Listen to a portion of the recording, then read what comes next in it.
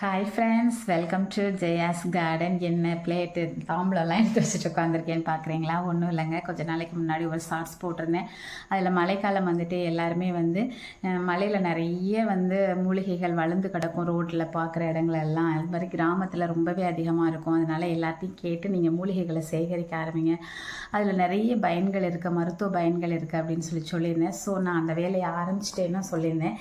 முதல் வேலையாக இங்கே பாருங்கள், நம்ம வீட்டில் ஏற்கனவே பிரண்டை 2 வகை இருக்குது. இருந்தாலும் நான் உருட்டு பிரண்டைன்னு கேட்டேன். அவங்களுக்கு அதோட வித்தியாசம் தெரியாதனால இந்த பிரண்டை எவ்வளோ கொண்டு வந்திருக்காங்க பாருங்கள், அதுவும் வேரோடு கொண்டு வந்திருக்காங்க. ஸோ இதையுமே நம்ம நடப்போகிறோம். சரி, நம்ம வீக்கெண்டில் தான் நட முடியும், அதனால் நல்லா கவரில் பண்ணி வச்சுருக்கேன். இது மழைக்காலங்கிறதுனால காஞ்சி போகாது ஃப்ரெண்ட்ஸ். ஸோ அதை அப்படியே வச்சுருந்து கூட நம்ம 2 நாள் கழித்து நம்ம நட்டுக்கலாம்.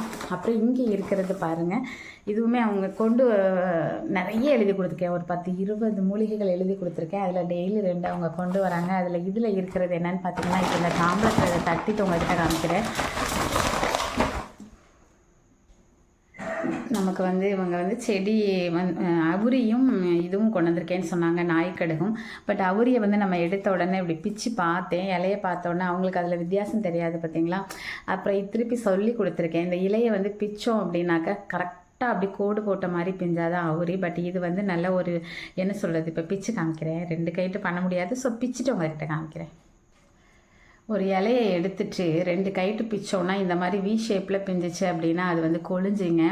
இது வி ஷேப்பில் பிறனால சரி கொழிஞ்சிச்சு. அது கொழிஞ்சு நமக்கு தேவைதான். ஏன்னா மண்ணை நல்லா செறிவூட்டி ஒரு நல்ல மண்ணாக மாற்றுறதுக்கு இது ஹெல்ப் ஆகும். ஸோ இதையும் நம்ம ஒரு இடத்துல வச்சுக்கலாம். ஆனால் வேர் முழுமையான வேர் இல்லாமல் இந்த மாதிரி கட் பண்ணி தான் இருக்குது. ஆனால் அவங்க கொடுக்கும்போதே என்ன சொல்லிட்டாங்கன்னா, இதில் நிறைய விதைகள் இருக்குது, இந்த விதைகளை போட்டாவே வந்துடும். ஸோ நீங்கள் செடியை இது பண்ண வேண்டாம், ஏன்னா கொஞ்சம் தூரமாக இருந்து வர பொண்ணு. ஸோ இங்கே பாருங்களேன் எவ்வளோ விதைகள் கிடக்குது அப்படின்னு சொல்லிட்டு. இதில் பார்த்தீங்க அப்படின்னாக்கா இந்த மாதிரி கடுக்கிலெல்லாம் கூட கொட்டியிருக்கு. நம்ம இதெல்லாம் எடுத்துடலாம். தெரியுதா, கடுகு மாதிரி இருக்கா? இங்கே பாருங்க, கடுகு மாதிரி இருக்கக்கூடிய இந்த விதைகள் எல்லாமே நாய்க்கடுகு, நாவாலை, நாய் வேலை இந்த மாதிரி சொல்லக்கூடியது. இதை கடுகை துவையல் அரைச்சி சாப்பிட்டாக்கா அவ்வளோ மருத்துவ பயன்கள் இருக்குதுங்க. ரொம்ப டேஸ்ட்டும் நல்லா இருக்குமா.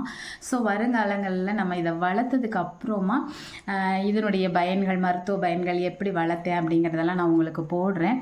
அது மட்டும் இல்லை, இந்த இதுலேயும் பாருங்களேன், கொழிஞ்சியிலையுமே விதைகள் இருக்குது. நான் விதையை எடுத்துகிட்டு அதோட விதை எப்படி இருக்குன்னு காமிக்கிறேன். அது கொஞ்சம் பெருசாக இருக்குது பாருங்களேன், தெரியுதா, இவ்வளோ பெருசு இருக்குது. ஸோ கொழிஞ்சியோட விதைகள் இந்த மாதிரி இருக்குது. இங்கே பாருங்கள், இந்த கடுகு மாதிரி குட்டி குட்டியாக இருக்கிறது நாய்க்கடுகுங்க. ஸோ நம்ம இது எல்லாத்துலேயுமே விதைகள் தான் எடுத்துக்க போகிறோம். எடுத்துகிட்டு காமிக்கவா? விதைகளை ஃபுல்லாக சேகரிச்சிட்டோம் ஃப்ரெண்ட்ஸ்.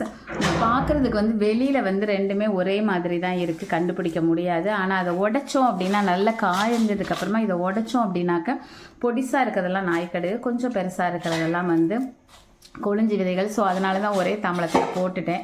ஏன்னா அந்த செடி காஞ்சிருக்கனால நமக்கு ஐடென்டிஃபிகேஷன் பண்ணுறது இலைகளெல்லாம் உதிர்ந்தனால கண்டுபிடிக்க கஷ்டமாக இருக்குது. ஸோ இதை காய வச்சுட்டு நம்ம இதோட விதைகளை சேகரிக்க போகிறோம். சேகரிச்சுட்டு அதுக்கப்புறமா நம்ம மாடி தோட்டத்தில் இந்த வீக்கெண்டில் நான் போடுறப்ப உங்களுக்கு ஒரு அப்டேட் கொடுக்குறேங்க.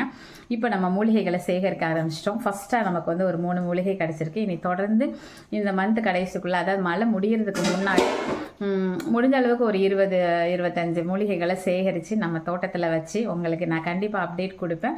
நீங்களும் இதெல்லாம் பற்றி நல்லா தெரிஞ்சுட்டு அதுக்கப்புறம் அந்த மூலிகைகளை வச்சு ஆரோக்கியமான வாழ்வுக்குள்ளே வரணும், இயற்கையாக விவசாயம் பண்ணணும்னு சொல்லி உங்கள் எல்லாரையும் கேட்டுட்டு இந்த வீடியோவை நான் முடிச்சுக்கிறேன். இந்த வீடியோ உங்களுக்கு பிடிச்சிருந்தது அப்படின்னா ஃப்ரெண்ட்ஸ் அண்ட் ரிலேட்டிவ்க்கு ஷேர் பண்ணுங்கள்.